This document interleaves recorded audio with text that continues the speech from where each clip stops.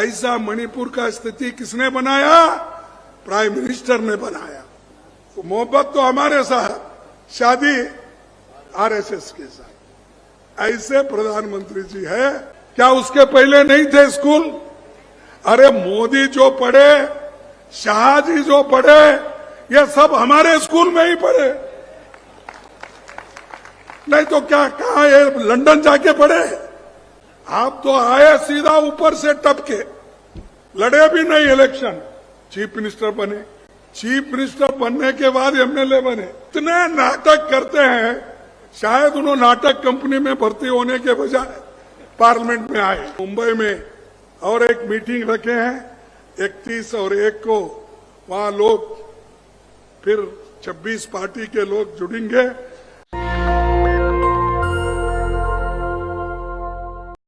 इस छत्तीसगढ़ को मैं अपने जीवन में ही नहीं, कांग्रेस के इतिहास में भूल नहीं सकते, क्योंकि आपने कांग्रेस का अध्यक्ष मुझे यहां से चुना। सिर्फ वोट ही नहीं डाला, लेकिन आपने सारे हिंदुस्तान के लोगों को यहां पर बुलाकर अपनी शक्ति और अपना जितना कुछ प्रदर्शन करना था वो सभी सारे देश के लोगों को आपने बताया। कांग्रेस यहां सिर्फ मजबूत नहीं, इतना मजबूत है, उस कांग्रेस के शक्ति को कोई तोड़ नहीं सकता। ऐसी छवि आपने बनाई है और यहीं से मैं कांग्रेस अध्यक्ष के नाते बाहर निकला। निकलने के बाद मेरे सामने 2 चुनाव आए, एक हिमाचल का और दूसरा कर्नाटक का। हमने पूरी कोशिश की और आपके आशीर्वाद से हमने दोनों स्टेट भारी बहुमत से जीते। और ये जो शक्ति मिली है, ये शक्ति छत्तीसगढ़ के लोगों के वजह से मिली है और इसको हम आगे बढ़ाते रहेंगे। ये जांजगीर में कांग्रेस अध्यक्ष के नाते मैं यहां आया हूं। जैसा कि भूपेश जी ने कहा था कि मुझे यहां पर 11 तारीख आना था, लेकिन पार्लियामेंट रहने की वजह से मुझे यहां आना मुश्किल था। इसीलिए मैं माफी चाहता हूं, क्योंकि वहां पर मणिपुर का विषय बड़ा गंभीर था और हमने कोशिश कर रहे थे कि किसी न किसी तरीके से मणिपुर के इश्यू पे चर्चा हो और वहां क्या चल रहा है। और वहां पर इतने 200 से ज्यादा लोग वहां मर चुके हैं, 500 से ज्यादा लोग घायल हो चुके हैं, 5000 से भी ज्यादा लोग वहां पर घायल होके घर में पड़े हैं और कम से कम 5000 घर जलाए गए हैं। इतना ही नहीं, 50-60 हजार लोग अपना घर बार छोड़ के दूसरे टेंटों में जाके बसे हैं। तो हम ये चाहते थे कि भी इस देश का प्रधानमंत्री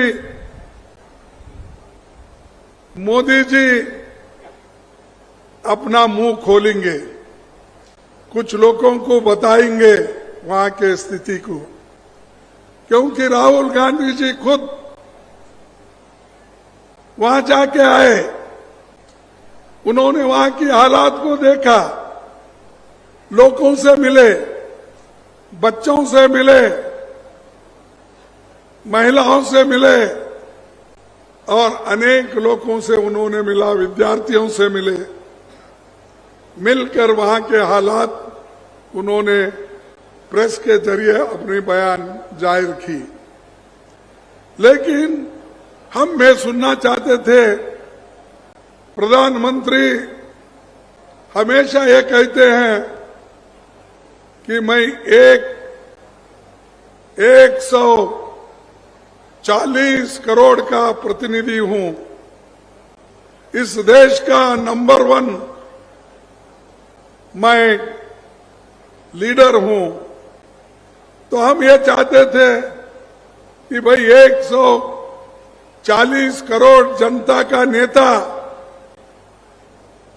पार्लियामेंट में आके, राज्यसभा में आके अपने बात को रखेंगे। इसलिए हम पूरी कोशिश किए, लेकिन उन्होंने आए नहीं। और जब वोट ऑफ नो कॉन्फिडेंस मजबूरी में हमको लाना पड़ा, क्योंकि हम ये चाहते थे कि वहां कितने लोग मर चुके हैं, दंगे कैसे हुए, किस किस का हाथ उसमें है, ये सारी चीजें जानने के लिए हमने बारीकी से कोशिश भी की। लेकिन उन्होंने अपना मौन नहीं तोड़ा, चुप्पी बैठ गए। और वो बाद में हमको बदनाम करने के लिए वो बोले कि हम चर्चा के लिए तैयार हैं, हमारे अमित भाई उसको उत्तर देंगे। अरे भाई, हम अमित भाई को नहीं पूछ रहे, हम मोदी जी को पूछ रहे हैं। तुम नंबर 1 हो, तुमको पूछ रहे हैं। बाकी के तो होम मिनिस्टर है, डिफेंस मिनिस्टर है, अलग अलग मंत्रीगण है, उससे हमारा वास्ता नहीं है, क्योंकि कैप्टन एक होता है। और जैसा कि यहां पर भूपेश भाई है और उसके मंत्रिमंडल के लोग हैं, वैसा ही प्रधानमंत्री है और उसके मंत्रिमंडल के लोग हैं। लेकिन सब आपके पास सीबीआई है, आपके पास सीआईडी है, और आपके पास ये जो इंटरनल सिक्योरिटी के एडवाइजर्स होते हैं, वो लोग भी आपको सारा इंफॉर्मेशन देते हैं। इसीलिए हम ये चाहते थे कि वो खुद आकर बयान करे, वो नहीं कर सके। इसीलिए राज्यसभा में हम जो कोशिश किए कि रूल 267 के तहत चर्चा हो, तो बहुत से लोगों को ये रूल 267 क्या है इसका अंदाजा नहीं रहता। लेकिन 267 और उन्होंने जो चर्चा करने के लिए तैयार हो गए थे, वो सिर्फ 176 में हो गए थे। यानी उसमें घंटा, 1.5 घंटा, 2.5 घंटा, इससे ज्यादा नहीं। लेकिन रूल 267 में यह होता है कि सारे मेंबर को बोलने का मौका मिलता है और उसका उत्तर भी वो दे सकते हैं। इसीलिए हम ये चाहते थे कि वो इस पे वो स्वीकार करे, लेकिन उन्होंने नहीं किया। आखिरी में मोदी जी ने अपना उत्तर कैसा दिया, जब राहुल जी वहां पर अपनी बात रखे लोकसभा में, उस प्रश्न का जवाब तो उन्होंने नहीं दिया अपने तकरीर में। और जो राहुल जी खुद जाके आंखों देखी खबर वहां रख रहे थे, उसका भी जवाब उन्होंने नहीं दिया। हमारे पार्टी के, हमारे 26 पार्टी के लोग मिलके जो एक गठबंधन बनाए हैं, उन लोगों का भी जवाब उन्होंने नहीं दिया। उल्टा उन्होंने क्या किया, कांग्रेस का मजाक उड़ाने का, नेहरू जी का मजाक उड़ाने का, कांग्रेस पार्टी के नेताओं का मजाक उड़ाने का, और वो बार बार ये कहते ये मोदी ने सब कुछ हुआ। देश में लाइट नहीं थे, मैंने लगा दिया। क्या मोदी आने के बाद रायपुर में लाइट लगी या छत्तीसगढ़ में लाइट आई? अब बोलिए, स्कूल मोदी आने के बाद खुल गए, क्या उसके पहले नहीं थे स्कूल? अरे मोदी जो पढ़े, शाह जी जो पढ़े, ये सब हमारे स्कूल में ही पढ़े, नहीं तो क्या कहा ये लंदन जाके पढ़े? क्या ऑक्सफोर्ड स्कूल में जाके पढ़ के आए? अरे हमारे सरकारी स्कूल में ही पढ़े। या नहीं है तो हमारे लोग जो स्कूल निकालते थे उसमें पढ़े। और ये लोग पूछते हैं हमको, तो ये लोग हमको पूछते हैं कांग्रेस पार्टी 70 साल में क्या की? 70 साल में हमने यही किया, तुम लोगों को पढ़ाया, लिखाया, मंत्री बनाया, मुख्यमंत्री बनाया, अरे अब देश के प्रधानमंत्री भी बन गए। और हमको पूछते हैं क्या? हमने तो सब कुछ करके रखा है, तुम उस गादी पे आके बैठे हो और हमारा मजाक उड़ा रहे हो। पंडित जवाहरलाल नेहरू से कंपेयर करते हैं। बड़े पंडित जवाहरलाल नेहरू किधर, वल्लभ भाई पटेल किधर, और हमारे कांग्रेस पार्टी के नेता किधर, आप किधर? आप तो आए सीधा ऊपर से टपके, लड़े भी नहीं इलेक्शन, चीफ मिनिस्टर बने। मालूम है ना आपको? मालूम नहीं? उन्होंने आए, चीफ मिनिस्टर बनने के बाद एमएलए बने, प्रधानमंत्री बने। पहला हमारे पार्लियामेंट के सीढ़ी को माथा टेके। इतने नाटक करते हैं, शायद उन्होंने नाटक कंपनी में भर्ती होने के बजाय पार्लियामेंट में आए। अरे देश के लिए तुम क्या किए? देश में तो बंटवारा करे, आप देश को डिवाइड करने का काम करे, समाज को डिवाइड करने का काम किए, और हर जगह जाते हैं कुछ ना कुछ बोलते हैं। अरे आपने काम जो करे किए हैं उसका हिसाब दो ना।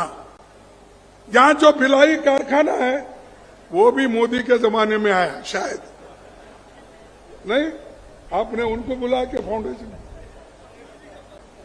अरे हर चीज, अरे एम्स हमने बनाया, इंजीनियरिंग कॉलेज हमने बनाया, मेडिकल कॉलेजेस हमने बनाया, बड़े बड़े कारखाने बना के लाखों लोगों को हमने नौकरियां दी। आप तो नौकरियां उल्टा छीन ले रहे हैं। जो पंडित जवाहरलाल नेहरू जी ने पब्लिक सेक्टर में, सार्वजनिक क्षेत्र में बड़े कारखाने बनाकर लोगों को नौकरी दे रहे थे, वो सब आप एक के बाद छीन ले रहे हैं। सबको प्राइवेटाइज कर रहे हो, अदानी को, अंबानी को, और दूसरे लोग भी है। सिर्फ यही दो बातें ज्यादा हमारे मुंह में आते हैं या लोग कहते हैं, लेकिन ऐसे उनके जो चुने हुए लोग हैं उनके पास बहुत है, उनको अंदर से सपोर्ट करते हैं। अब एयरपोर्ट बेच रहे, हाईवे बेच रहे, पोर्ट बेच रहे, हर चीज बेच रहे, और हम जो बना के रखे बेच के खाने का काम ये बीजेपी वाले कर रहे हैं। और फिर बार बार हमको पूछते हैं। अब परसों मैं देखा एक अच्छी वहां पर रिहर्सल हो रही थी पार्लियामेंट में। मणिपुर में किसने बॉम्ब डाला? कांग्रेस ने डाला बोल के वो लोग बोलते थे। यानी प्राइम मिनिस्टर आवाज देते थे, पीछे के लोग जोर से पुकारते थे। अब हम ये पूछते हैं, भिलाई कारखाना किसने बनाया? बड़े बड़े जो हीराकुंड, भाखरा नानगल, बहुत से डैम किसने बनाया? अरे उन्होंने अपने आंख पे जो कपड़े पहनते हैं, बड़े बड़े कपड़े के कारखाने, टेक्सटाइल मिल्स पहले किसने बनाया? फिर तुम्हारा क्या है भी? कपड़े हमारे, पढ़ना हमारा, स्कूल हमारा। और छत्तीसगढ़ में तो ये तो राइस बॉल, क्या बोलते हैं, धान का कटोरा। धान का कटोरा ही नहीं, धान का भंडार है ये। और धान का भंडार किसने बनाया? फिर क्या ये 9 साल में ही पूरा छत्तीसगढ़ में बना है क्या? नो, ऐसी छोटी छोटी बातें पार्लियामेंट में कहकर लोगों को गुमराह करना। अरे जिस देश में खाने के लिए अन्न धान्य की कमी थी, अमेरिका से गेहूं मंगाकर लोगों को राशन के दुकान में देते थे। आज अन्न का भंडार गोदाम में भरे हुए हैं और लोग, Sonia Gandhi ji food security act लाकर उन्होंने गरीबों को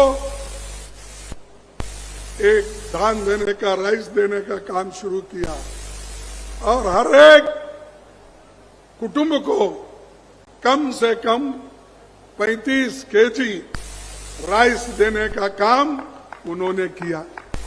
गरीबों को पेट भरना इंपॉर्टेंट है, इनको वो नहीं, इनको बड़े बड़े बंगले बनाना, उसमें रहना और वही बातें बोलना, कांग्रेस ने क्या किया, कांग्रेस ने ये भाई छोड़ो। और चाइना का बोलते हैं 62 में ऐसा हुआ, पाकिस्तान का ऐसा। अरे पाकिस्तान के तो 2 टुकड़े करने वाले कौन? इंदिरा गांधी ने की। आज बांग्लादेश को लिबरेट करके डेमोक्रेसी के तहत चलने के लिए किसने कोशिश की? कांग्रेस ने की, इंदिरा गांधी जी ने की। तुम तो एक कौवा नहीं मारते, एक चूहा नहीं मारते, पहाड़ खोद के एक चूहा निकालते तो ये देखो ये चूहा मैंने निकाला। अरे हमने तो पाकिस्तान के साथ लड़कर बांग्लादेश को लिबरेट कर दिया। 1 लाख से भी ज्यादा लोगों को जेल में रखा, फिर बाद में छोड़ दिया। ये हमारी ताकत है। और ये सुबह उठते शाम उठते कांग्रेस क्या की? गांधी फैमिली, गांधी फैमिली के लोग कौन प्राइम मिनिस्टर बने? राजीव गांधी के बाद आप बताइए कौन गांधी फैमिली के लोग प्राइम मिनिस्टर बने या चीफ मिनिस्टर बने या डिप्टी प्राइम मिनिस्टर बने या मिनिस्टर बने? कोई बना है? वो सिर्फ देश की सेवा चाहते हैं। देश को एकता रखने के लिए ही राहुल गांधी कन्याकुमारी से लेकर कश्मीर तक पैदल चले, शांति के लिए। और उनको भी ये बोलते हैं कि एक वंशवाद, अगर वो बीजेपी में तो इतने वंशवाद है, कोई चीफ मिनिस्टर का बेटा है, कोई भाई है, फलाना है, उधर नजर नहीं जाता उनको। सिर्फ उनको नजर किधर है कि इधर राहुल गांधी, सोनिया गांधी, इधर देखो। अरे जो लोग उन्होंने कभी सत्ता के लिए कभी लड़े नहीं, उन्होंने हमेशा सेवा भाव से काम करते आए, तो ऐसे लोग आज हमारे कांग्रेस को बदनाम करने का काम कर रहे हैं। लेकिन हमारा काम कैसा है? हमारे नेता लोग जो कुछ भी कांग्रेस पार्टी उनको आदेश देती है, वो आदेश पूरा करती है। यही देखिए, अब भरोसे का सम्मेलन क्यों हो रहा है कि जो भूपेश भाई ने, कांग्रेस पार्टी ने, उनके मंत्रीगण ने जो आपको भरोसा दिए थे, उस भरोसे का काम उन्होंने किया है। हमारा सिर्फ राम भरोसा नहीं है, राम के नाम से भरोसा नहीं है, हमारे लोगों को निश्चित रूप से उनके घर तक, उनके दिल तक, उनके अकाउंट तक जाने का काम हमने किया। और ये लोग करते हैं राम भरोसा, जो कुछ भी बोलो 15 लाख देता हूं। दिए क्या? 15 लाख हर घर को देता हूं। किसने बोला? मोदी ने बोला। छत्तीसगढ़ के मिला होगा, आज छत्तीसगढ़ के लोगों को आपने दिलाया होगा, आप झूठ बोल रहे हैं।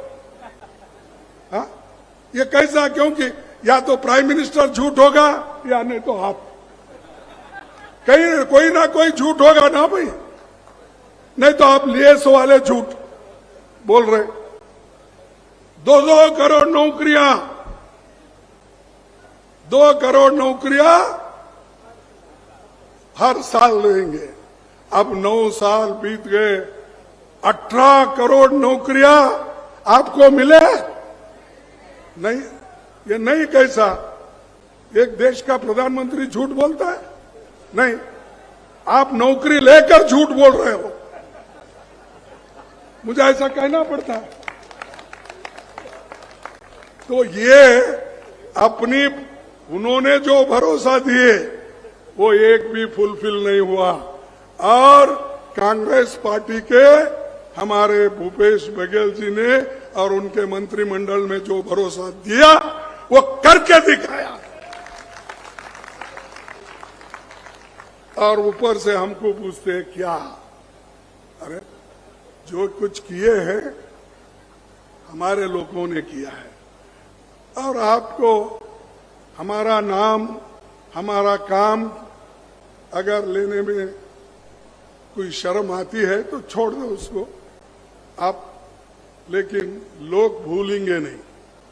नेहरू जी ने क्या किया इस देश के लिए, कभी लोग भूलेंगे नहीं।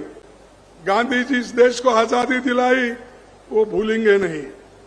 और गांधी जी के साथ क्या व्यवहार इन लोगों ने किया, ये सबको मालूम है। मैं किसी का नाम नहीं लेना चाहता हूं, लेकिन मजबूरन आप सबको मालूम है, मजबूरन हमको लेना भी पड़ता है। कभी लेंगे, उसका डरेंगे नहीं और डरने वाला भी नहीं भाई।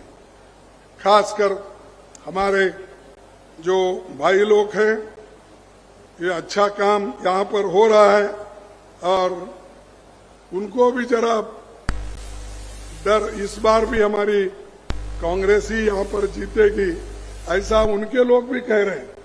उनको भी इस यहाँ पर बीजेपी जीतने का उनको कोई भरोसा दिख रहा नहीं।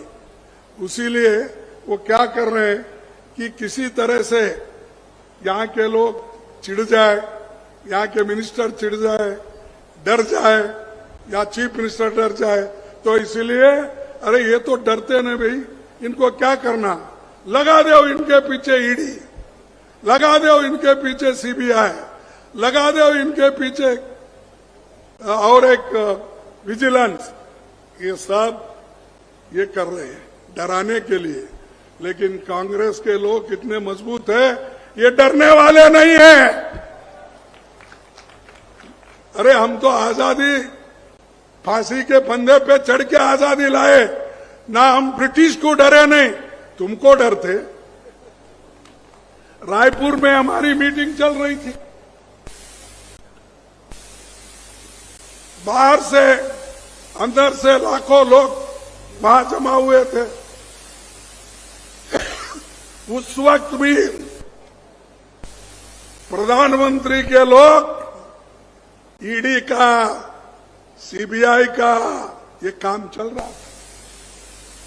इनकम टैक्स ना डालो, डर जाते हैं, कोई डरा नहीं। ईडी लगाओ, कोई डरा नहीं। तो वो जो सम्मेलन चला 3 दिन तक, कोई हिला नहीं, डरा नहीं। ऐसा थोड़ी गांधी जी के सिपाही, नेहरू जी के सिपाही से थोड़ी ही डरने वाले। जो इंदिरा गांधी ने इस देश को एकता रखने के लिए अपनी कुर्बानी दी, राजीव गांधी दिए, वो लोग डरेंगे? अरे मणिपुर में जो हुआ, वहां स्त्री, हमारे महिलाओं की इज्जत लूटी गई, उनके कपड़े निकाले गए, घर जलाए गए, खाने के लिए कुछ भी नहीं है। ऐसा मणिपुर का स्थिति किसने बनाया? प्राइम मिनिस्टर ने बनाया। वहां जाने के लिए डर रहे हैं, क्यों नहीं गए? अरे यहां पर इलेक्शन में घूम रहे, आप स्पीचेस दे रहे। यहां पर छत्तीसगढ़ में आए, राजस्थान में गए, इजिप्ट गए, उधर गए, इधर गए, 100 दिन में दुनिया भर फिरे, लेकिन मणिपुर नहीं गए। और ऐसा बताते हैं कि लोगों के प्रति तेरा बहुत प्यार है। यही प्यार हमारे साथ, शादी किसी के साथ, वो आरएसएस के साथ शादी उनकी, तो मोहब्बत तो हमारे साथ, शादी आरएसएस के साथ। ऐसे प्रधानमंत्री जी है। और ये प्रधानमंत्री जी हमेशा अब तुलना करते हैं छत्तीसगढ़ से। छत्तीसगढ़ इतना पीसफुल है, अच्छी सरकार है, यहां पर हर चीज की जो कहते हैं वो मुहैया करके दिए हैं। लेकिन ये बात पार्लियामेंट में बोल रहे हैं तो आप देखिए ये लोग किस तरह से हमको नीचा दिखाने की कोशिश करते हैं। तो आखिरी में मैं ये कहूंगा कि जो सारी चीजें बहुत से, महंगाई है, महंगाई के बारे में इन्हें सोचते नहीं, एम्प्लॉयमेंट के बारे में सोचते नहीं, लोग भूखे मर रहे उसके बारे में सोचते नहीं। सिर्फ उनकी सोच एक ही है, फिर एक बार मैं कैसा चुन के आऊं। इसीलिए हर स्टेट घूम रहे हैं, हर जगह जा रहे हैं, ये उनका काम है। और दूसरा, ये बहुत से जगह अकाल गिरा है, ड्रॉट है, लोग भूखमरी से लोग बहुत तंग आए हैं। उनके बारे में उन्होंने कुछ नहीं बोला। लाखों शरणार्थी मणिपुर में रोजी रोटी का इंतजार कर रहे, इसके लिए उन्होंने कुछ इंतजाम नहीं किया। सोशल जस्टिस उनके पास नहीं है, सिर्फ वो जो बोलते हैं वही सही, दूसरों का सुनते नहीं। बैंकों, कोयला खनिजों को उन्होंने, हमने जो राष्ट्रीयकरण किया था, उन्होंने अब प्राइवेट को एक एक करके बेच रहे। ये सारी चीजें लोगों को तंग और तबाह करने की कोशिश वो कर रहे हैं। इसीलिए आपको सतर्क रहना है। आने वाले पार्लियामेंट चुनाव में आप एक होकर, एकजुट होकर कांग्रेस पार्टी को चुनेंगे और कांग्रेस पार्टी बहुमत से आने वाले चुनाव में, नहीं असेंबली में तो आएगा ही। मैं मेरा भी फिक्र कर रहा हूं भाई, मैं उनका तो फिक्र है, वो कैसा भी संभाल लिए हैं, इसीलिए तो वो भरोसे का सम्मेलन कर रहे हैं। मेरे पास भरोसे का सम्मेलन नहीं है ना, तो मैं तो कोशिश करके फिर पार्लियामेंट में जिताना है। मैं अगर जिताना है, इनके मदद के सिवाय मैं जिता नहीं सकता। जो यहाँ बैठे हुए लोग हैं, यही मुझे मेरी मदद करना है।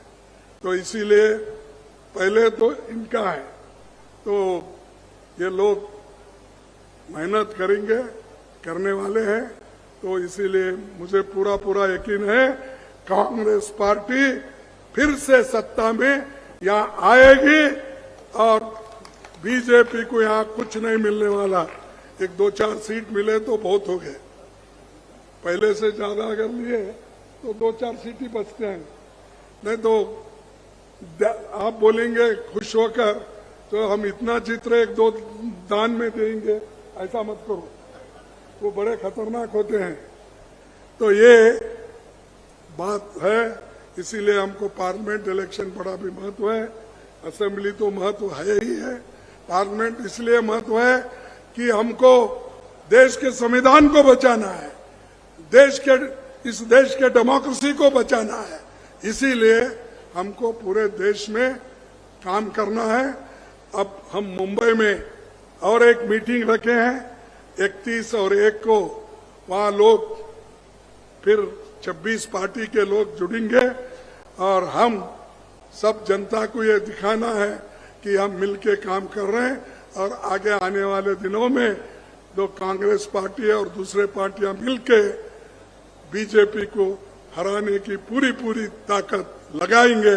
ऐसे में कहते हुए आपने बड़े शांति के साथ 2 शब्द हमारे सुने, इसीलिए मैं आप सबको धन्यवाद देता हूं।